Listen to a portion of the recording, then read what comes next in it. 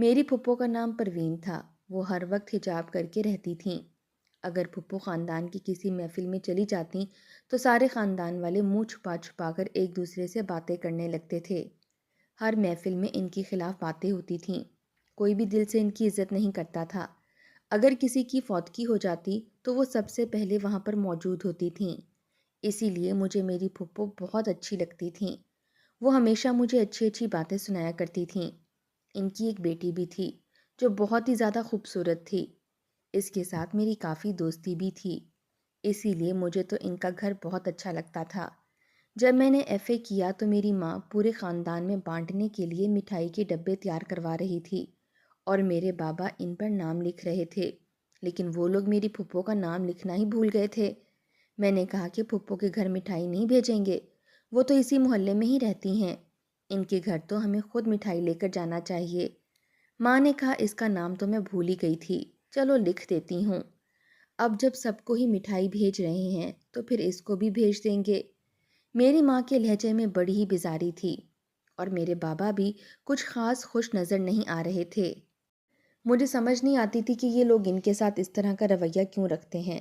میں نے ایک ڈبہ اٹھایا اور میں نے کہا کہ میں خود ہی پھپھو کو دے آتی ہوں۔ انہوں نے کہا کہ تجھے جانے کی ضرورت نہیں ہے۔ میں نے کہا کہ نہیں، میں خود جاؤں گی۔ جب میں پھپھو کے گھر گئی تو وہ مجھے ہمیشہ پیار سے ہی بلاتی تھیں۔ کہنے لگی میری شہزادی شمائلہ آ گئی، لیکن یہ کیا بیٹا، اتنا چھوٹا سا دوپٹہ لے کر آئی ہو؟ میں نے کہا کہ میں جلدی جلدی میں بس ایسے ہی آ گئی ہوں۔ انہوں نے مجھے سمجھایا کہ نہیں بیٹا، تم لمبی سی چادر اوڑھ کر آیا کرو، اب تم جوان ہو گئی ہو، بے شک ایک گلی سے دوسری گلی میں ہی جانا کیوں نہ ہو، کسی مرد کی نظر پڑ جائے تو اچھا نہیں ہوتا۔ مجھے ان کا سمجھانا بہت اچھا لگتا تھا۔ میں ان کو بتانے لگی کہ میں نے کتنے اچھے نمبر لیے ہیں، لیکن تھوڑی دیر کے بعد ہی میرے بابا کا فون آ گیا۔ میری پھپھو نے کہا کہ شمائلہ میرے ساتھ بیٹھی ہے۔ بابا کی آواز فون سے باہر آ رہی تھی۔ وہ بس ایک ہی بات کر رہے تھے کہ اس کو واپس بھیج دو، ہمیں کوئی کام ہے۔ میں نے کہا کہ میں نے ابھی نہیں جانا، میں نے ان کو اشارے سے کہا تھا۔ پھپھو نے کہا کہ بیچاری کو چائے تو پینے دو، لیکن میرے بابا بار بار کہہ رہے تھے کہ چائے بعد میں پی لے گی، اس کو جلدی بھیج دو۔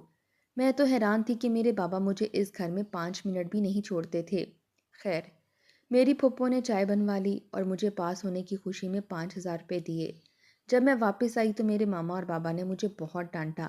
میں نے پیسوں کا بتایا تو میری امی نے میرے ہاتھ سے وہ 5,000 روپے چھین لیے اور کہا کہ کوئی ضرورت نہیں ان پیسوں سے گھر کی کوئی چیز لانے کی۔ پیسے وہیں پر کھڑے کھڑے نوکرانی کو دے دیے۔ مجھے پورے خاندان میں سے کسی نے بھی اتنے پیسے نہیں دیے تھے اور آپ لوگوں نے میرے پیسے نوکرانی کو دے دیے۔ میرے بابا نے میری ہتھیلی پر 2,000 روپے رکھ دیے اور کہا کہ ان سے شاپنگ کر لینا۔ اب کہاں 5,000 اور کہاں 2,000۔ میں تو بہت زیادہ اداس ہو گئی تھی۔ مجھے ان کو بتانا ہی نہیں چاہیے تھا، مگر میں نے اسی لیے بتایا تھا کہ ان کے دل میں میری پھپھو کے لیے تھوڑی سی عزت بن جائے گی، لیکن ایسا نہیں ہوا۔ میری ماں بھی وہاں سے چلی گئی اور بابا بھی کام پر چلے گئے۔ میرے بابا نے کہا کہ اس کو بار بار پروین کے گھر نہیں جانے دیا کرو۔ میں نے اپنی امی سے پوچھا یہ کیا بات ہوئی، آپ ایسے کیوں کرتے ہیں؟ میری ماں نے کہا کہ کیا تم خود نہیں سوچ سکتی کہ وہ اتنے سارے پیسے کہاں سے لاتی ہے؟ میں نے کہا اس میں سوچنے کی کیا بات ہے، وہ سرکاری اسکول میں ٹیچر تھیں، ان کی پینشن آتی ہے اور پھر ان کی مارکیٹ میں اپنی دکانیں ہیں جن کا کرایہ اچھا خاصا بنتا ہے، وہ بھی تو پھپھو کے پاس ہی آتا ہے۔ اگر انہوں نے مجھے 5,000 روپے دے دیے تو آپ اس کا کیا مطلب نکال رہی ہیں؟ میری امی کا کہنا تھا زیادہ سوال جواب کرنے کی ضرورت نہیں ہے اور آئندہ اس طرح کی کوئی حرکت نہ کرنا، اپنے گھر میں آرام سے بیٹھو۔ اگلے دن امی گھر پر نہیں تھیں، وہ بازار گئی ہوئی تھیں۔ جب میرے گھر میں میری پھپھو آئیں اور مجھے ایک شاپر پکڑا دیا، انہوں نے کہا کہ میں نے محلے کی ایک خاتون کو عمرہ کرنے کے لیے بھیجا تھا اور وہ وہاں سے تمہارے لیے یہ کھجوریں اور جائے نماز لے کر آئی ہے۔ میں تو بہت خوش ہوئی اور اب تو میں نے پہلے ہی سوچ لیا تھا کہ میں یہ چیزیں امی کو نہیں دکھاؤں گی۔ میں نے وہ چیزیں چھپا دیں۔ پھپھو بیٹھی تھی کہ میری امی آ گئیں۔ انہوں نے ٹھیک سے سلام بھی نہیں کیا اور پوچھا کہ کیسے آنا ہوا۔ تب میں نے ان کو اشارہ کیا کہ آپ نہیں بتائیے گا۔ میری پھپھو نے کہا کہ بس ایسے ہی ملنے چلی آئی تھی۔ رات ہوتے ہی امی نے پھر سے عدالت لگا لی۔ مجھ سے پوچھا کہ وہ کیوں آئی تھی اور میرے بابا نے بھی مجھے ڈانٹنا شروع کر دیا۔ بالآخر میں نے ان کو وہ چیزیں دکھا دیں جو پھپھو مجھے دے گئی تھیں اور کہا کہ مجھے لگا کہ آپ لوگ یہ چیزیں بھی کسی کو دے دیں گے۔ میری امی نے کہا کہ دیکھا آپ کی بہن کی وجہ سے یہ ہم سے جھوٹ بولنے لگی ہے، کل کو دھوکہ دے گی اور پرسوں گھر سے اچانک۔ میری امی کی زبان رک گئی تھی، وہ یہی کہنا چاہتی تھی کہ میں گھر سے بھاگ جاؤں گی۔ ایسی بھی کیا بات ہو گئی؟ خیر میرے بابا نے مجھے کہا کہ یہ چیزیں تم رکھ لو، لیکن اگر آئندہ اس طرح تم نے جھوٹ بولا تو ہم سے برا کوئی نہیں ہوگا۔ پھپھو کی بیٹی کی منگنی طے ہو گئی تھی اور منگنی والے دن ہم لوگ وہاں پر گئے تھے۔ میں نے تو اپنی کزن سے کہا کہ میں رات کو یہیں پر رکنا چاہتی ہوں۔ اس نے کہا کہ ہاں ٹھیک ہے۔ اس کے کچھ اور رشتہ دار بھی آئے ہوئے تھے جو اس کے بابا کے گھر سے تھے۔ اس نے کہا کہ ہم لوگ سارے مل کر خوب ہنسی مذاق کریں گے۔ میں نے اپنی امی سے کہا کہ میں آج رات کو یہیں پر رہ جاؤں تو انہوں نے فوراً انکار کر دیا۔ بابا نے کہا کہ کوئی ضرورت نہیں ہے۔ میں نے کہا کہ 2-3 گھنٹے بعد آ جاؤں گی، لیکن میرے بابا نے میری بات نہیں مانی۔ انہوں نے کہا کہ کوئی ضرورت نہیں ہے، جتنا تمہیں کہا ہے اتنا ہی کیا کرو۔ میں تو ان کی نفرت سے تنگ آ گئی تھی۔ 2-4 دن اسی طرح گزر گئے تو پھپھو ایک دن پھر سے ہمارے گھر آئیں۔ وہ میرے لیے ایک سوٹ لے کر آئی تھیں۔ میری امی نے کہا کہ یہ کس خوشی میں دے رہی ہو؟ تو انہوں نے کہا کہ میں بازار گئی تھی، اپنی بیٹی کے لیے بھی جوڑا لیا، شمائلہ کے لیے بھی لے لیا۔ میری امی نے کہا کہ میری بیٹی پر زیادہ خرچہ کرنے کی ضرورت نہیں ہے۔ میری پھپھو کا کہنا تھا کہ بیٹیوں کے لیے تو انسان کو اپنے آپ کو بھی بیچ کر بھی کچھ لینا پڑے تو انسان ضرور لے لیتا ہے۔ میری ماں نے اس بات پر کہا کہ ہاں ہاں، خود کو بیچ کر تو لوگ واقعی بہت کچھ لے لیتے ہیں۔ ایک دم پھپھو کے چہرے کی مسکراہٹ اڑ گئی تھی، کیونکہ امی نے نہایت ہی طنزیہ بات کی تھی۔ مجھے سمجھ نہیں آئی کہ امی نے میری پھپھو کو اتنا بڑا طعنہ کیوں دیا تھا۔ اس بات پر پھپھو نے کوئی جواب نہ دیا اور کہا شمائلہ اب میں چلتی ہوں، تم یہ سوٹ سلوا لینا۔ کچھ دن کے بعد میں نے اپنی بیٹی کے سسرال والوں کی دعوت رکھی ہے، اس دن میں تم لوگوں کو بھی دعوت پر بلاؤں گی، تم بھی آ جانا۔ شمائلہ تم یہی سوٹ پہن کر بہت اچھے سے تیار ہو کر آنا۔ میری ماں نے کہا کہ یہ کیوں اچھے سے تیار ہو کر آئے گی؟ تم اپنی بیٹی کو اچھے سے تیار کرنا۔ میری ماں کو میری پھپھو کی ہر بات سے مسئلہ ہوتا تھا۔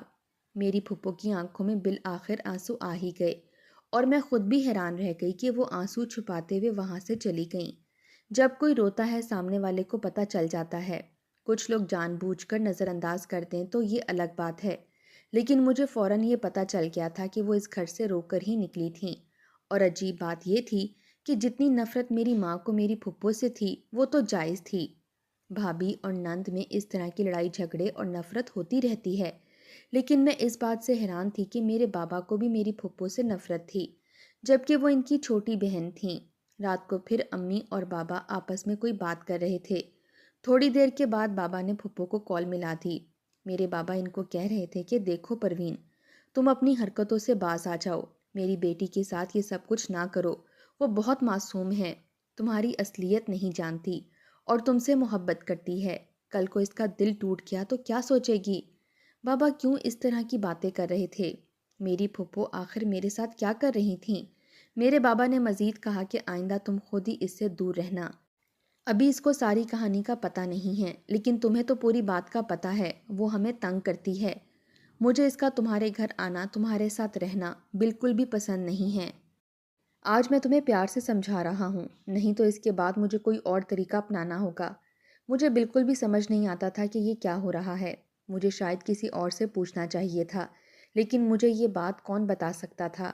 میری ایک خالہ تھیں، پھپھو کے ساتھ ہی کالج میں پڑھا کرتی تھیں۔ خالہ اور پھپھو کی آپس میں بہت دوستی تھی، لیکن میری یہ خالہ بھی اب میری پھپھو سے زیادہ میل ملاپ نہیں رکھتی تھیں، لیکن ان کی آپس میں پہلے بہت دوستی تھی۔ اب میری خالہ ہی مجھے بتا سکتی تھی کہ میری پھپھو کو سارے خاندان میں اتنا برا کیوں سمجھا جاتا ہے۔ ایک روز میں ان کے گھر چلی گئی اور ان سے ساری بات پوچھنے لگی۔ انہوں نے پھپھو کے بارے میں مجھے ایسی بات بتائی کہ میرے جسم سے جان نکل گئی۔ میں بنا کچھ کہی وہاں سے واپس آ گئی۔ کچھ دن ایسے ہی گزر گئے اور پھر میرے دماغ میں خیال آیا۔ میں اگلے ہی دن پھپھو کے گھر چلی گئی، جبکہ میرے بابا نے مجھے منع کیا ہوا تھا۔ جس دن سے میرے بابا نے منع کیا تھا وہ مجھ سے کوئی بات بھی نہیں کر رہی تھیں۔ میرے ساتھ انہوں نے سارے رابطے ختم کر دیے تھے۔ جب میں ان کے گھر میں داخل ہوئی شام کا وقت تھا۔ میرے بابا مجھے شام کو جانے سے منع کرتے تھے، لیکن میں نے بابا کے ساتھ ضد لگائی تھی۔ میں نے پھپھو کو کہا کہ آپ میرے آنے سے خوش نہیں ہوئیں؟ انہوں نے کہا کہ تمہارے باپ نے منع کیا تھا۔ میں نے کہا مجھے پتہ ہے، اس لیے تو میں آپ سے ملنے آئی ہوں۔ انہوں نے کہا کہ بیٹیاں باپ کے ساتھ ضد نہیں لگاتیں۔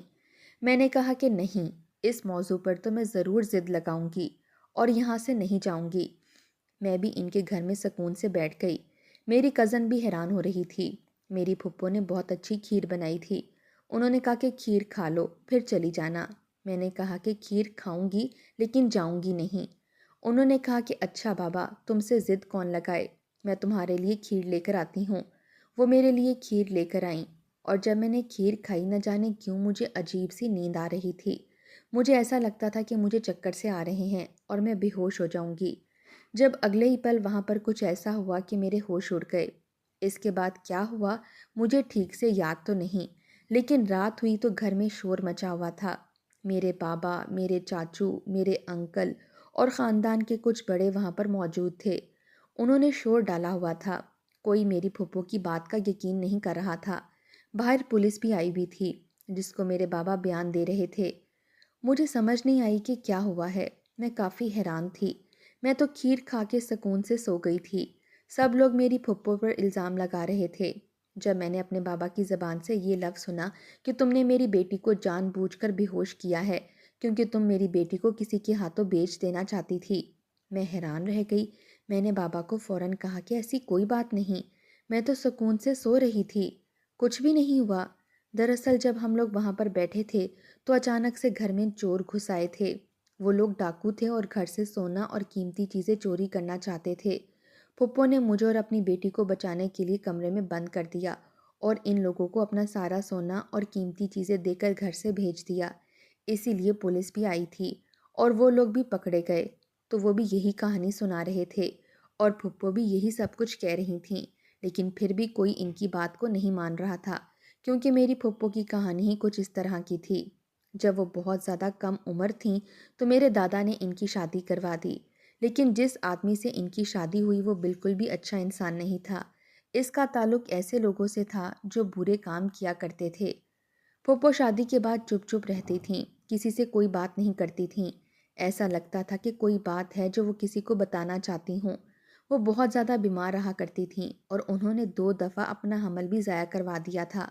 سب لوگوں کا کہنا تھا کہ یہ ماں نہیں بننا چاہتی اسی لیے اس نے یہ سب کچھ کیا ہے، لیکن پھپھو بار بار سب کو یہی کہتی تھی کہ میں اپنی اولاد کو اپنی خوشی سے ضائع نہیں کروا رہی، بلکہ میرے ساتھ کوئی مسئلہ ہے۔ وہ کسی کو بتا بھی نہیں سکتی تھیں۔ جب پھپھو کے شوہر کا ایکسیڈنٹ ہوا اور وہ اس دنیا سے چلے گئے، تب پھپھو نے سب کو حقیقت بتائی کہ ان کا شوہر ان سے غلط کام کرواتا تھا۔ ان کے گھر میں مختلف قسم کے لوگ آیا کرتے تھے اور ان سے یہ کام ان کا اپنا شوہر ہی کرواتا تھا، اور وہ ایک بہت بڑا بزنس مین تھا۔ وہ اپنے بزنس پارٹنر کو خوش کرنے کے لیے اس طرح کے کام کروایا کرتا تھا، اور پھپھو کیونکہ بہت کم عمر تھی ان کو کسی بات کا پتہ نہیں تھا، لیکن جب خاندان میں ایک بار بات نکل جاتی ہے تو پھر وہ آگ کی طرح پھیل جاتی ہے۔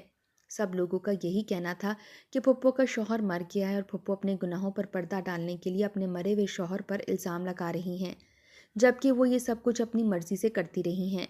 لیکن میری خالہ نے مجھے بتایا تھا کہ وہ بے قصور ہیں، مگر میرے ابا کے ساتھ ساتھ پورے خاندان والے پھپھو کو اچھا نہیں جانتے تھے۔ سب انہیں ایک بری عورت کہتے تھے، اور وہ جو حمل میری پھپھو نے ضائع کروائے تھے وہ ان کے شوہر کی اولاد ہی نہیں تھیں، اس لیے ان کو مجبوری میں یہ سب کچھ کروانا پڑا تھا۔ ان کی بیٹی ماریا ان کے اپنے شوہر کی اولاد تھی۔ میری پھپھو نے تو اتنا بڑا ظلم برداشت کیا تھا۔ ایسے انسان سے ان کی شادی ہو گئی تھی جس نے خود ہی ان کی عزت کو نیلام کرنا شروع کر دیا تھا، تو ایسی حالت میں وہ کیا کرتیں؟ جب ان کی شادی ہوئی تو وہ صرف 16 سال کی تھیں۔ ایک 16 سال کی لڑکی کے دماغ میں کوئی ایسی بڑی بات آ ہی نہیں سکتی۔ وہ چپ چاپ اپنے شوہر کے ڈرانے سے یہ سارا ظلم برداشت کرتی رہیں۔ اس کے بعد جب ان کا شوہر اس دنیا سے چلا گیا تو انہوں نے اپنی پڑھائی پوری کی۔ وہ ٹیچر بنی، انہوں نے کئی عمرے اور حج کیے اور اپنی کمائی سے جائیداد بنائی۔ وہ اللہ تعالیٰ سے اپنے گناہوں کی معافی مانگ چکی تھیں، اس لیے پورا دن عبادت میں لگی رہتی تھیں۔ بہت سے غریب لوگوں کو عمرہ بھی کروا چکی تھیں۔ اللہ تعالیٰ تو معاف کر دیتا ہے لیکن انسان معاف نہیں کرتا۔ یہی وجہ تھی کہ سب لوگ ان کو برا سمجھا کرتے تھے، غلط سمجھتے تھے اور کہتے تھے کہ یہ بھی ابھی بھی اسی طرح کے کوئی کام کرتی ہے اور ان کے گھر میں بھی اسی طرح کے لوگ آتے ہیں۔ تبھی تو میری ماں نے مجھے ان کے دیے ہوئے پیسے نہیں رکھنے دیے، مجھے ان کے گھر میں جانے نہیں دیتے تھے، رات کو وہاں پر رہنے بھی نہیں دیا کرتے تھے۔ سارے خاندان والے ان کو برا سمجھا کرتے تھے، لیکن اگر وہ اتنی بری ہوتی تو اللہ تعالیٰ ان کو 3 سے 4 دفعہ اپنا گھر دیکھنے کے لیے نہیں بلاتے۔ ان کے گھر میں سب کچھ تھا اور آج بھی جب ڈاکو ان کا پیسہ لوٹ کر گئے تو وہ فوراً ہی پکڑے گئے اور ان کی ساری محنت کی کمائی واپس آ گئی تھی۔ لیکن یہ بات ابھی سارا خاندان سمجھنے کو تیار نہیں تھا۔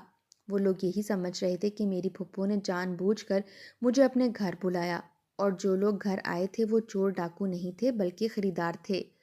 وہ رو رہی تھیں، انہوں نے تو میری اور اپنی بیٹی کی عزت بچانے کے لیے اپنی جمع پونجی نکال کر رکھ دی تھی اور ہماری عزت بچائی تھی۔ اور جو کھیر میں کھا کر بے ہوش ہو گئی تھی، اس کے بارے میں میرے چیک اپ کے بعد ڈاکٹر نے بتایا کہ میرا بلڈ پریشر اچانک سے لو ہو گیا تھا، کیونکہ مجھے لو بلڈ پریشر کا مسئلہ پہلے سے بھی تھا۔ یہ تو میرے سارے خاندان کو پتہ تھا، لیکن کوئی بھی اس بات کو ابھی بھی سمجھنے کے لیے تیار نہیں تھا۔ پولیس نے بھی سارا کچھ واضح کر دیا، کہہ دیا کہ یہ ڈاکو تو عادی مجرم ہیں، آج کل اس محلے میں آئے ہوئے ہیں، 2-3 گھروں میں انہوں نے چوری بھی کی ہے۔ خیر، پولیس کی اس گواہی کے بعد تقریباً خاندان والوں کے منہ بند ہو گئے تھے۔ میرے ماں باپ مجھے لے کر اپنے گھر آ گئے تھے اور مجھے کہا کہ اب تم دوبارہ وہاں کبھی نہیں جاؤ گی۔ میں نے آتے وقت آنسو بہاتی ہوئی پھپھو کو دیکھا اور سوچ میں پڑ گئی کہ کیا ایک عورت کا گناہ کبھی معاف نہیں کیا جاتا؟ کیا ایک عورت اگر گناہ کر دے تو اس کے لیے معاشرہ اسے زندگی بھر معاف نہیں کرتا؟ اور یہاں پر تو پھپھو نے گناہ بھی نہیں کیا تھا، انہوں نے تو صرف ظلم برداشت کیا تھا، لیکن یہی ان کے لیے گناہ بن گیا۔ وہ اتنی خوددار تھیں کہ جب ان کے شوہر اس دنیا سے گئے تو پھپھو نے ان کی جائیداد میں سے ایک پیسہ بھی نہیں لیا تھا۔ خاندان والے چاہے جو بھی کہیں، مجھے یقین ہے کہ میری پھپھو ایک اچھی انسان ہے، تبھی تو ان کے ساتھ کبھی کچھ برا نہیں ہوتا۔ ان کی بیٹی کی شادی بھی بہت اچھے خاندان میں ہوئی، اتنے اچھے خاندان میں تو پورے خاندان والوں میں سے کسی لڑکی کی شادی نہیں ہوئی تھی۔ کبھی کبھی انسان برا نہیں ہوتا بلکہ اس کے حالات برے ہوتے ہیں۔ کچھ دن اسی طرح گزر گئے۔ ایک دن میرے بابا اچانک سے بہت بیمار ہو گئے۔ بابا کی ساری جمع پونجی ان پر لگ گئی، مگر انہیں آرام نہ آیا۔ خاندان والوں نے بھی ہمیں اکیلا چھوڑ دیا۔ اس کڑے وقت میں پھپھو نے ہمارا ساتھ دیا۔ پھپھو نے ابو کا ایک بڑے اور مہنگے اسپتال سے علاج کروایا۔ 1 ماہ کے علاج کے بعد اب وہ بالکل ٹھیک ہو گئے تھے۔ اب وہ دل ہی دل میں شرمندہ تھے کہ انہوں نے اپنی بہن کے ساتھ کیا کیا، لیکن پھپھو نے انہیں آج تک اس بات کا بھی طعنہ نہیں دیا۔ وہ کہتی ہیں کہ کوئی بات نہیں، کوئی کسی کے بارے میں کیا سوچتا ہے، اس سے کیا فرق پڑتا ہے۔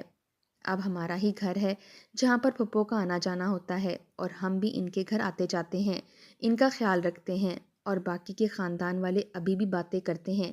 میں ان کے لیے ہمیشہ دعا کرتی ہوں کہ ان کی زندگی میں مزید کچھ برا نہ ہو اور سب لوگوں کے دل میری پھپھو کے لیے صاف ہو جائیں۔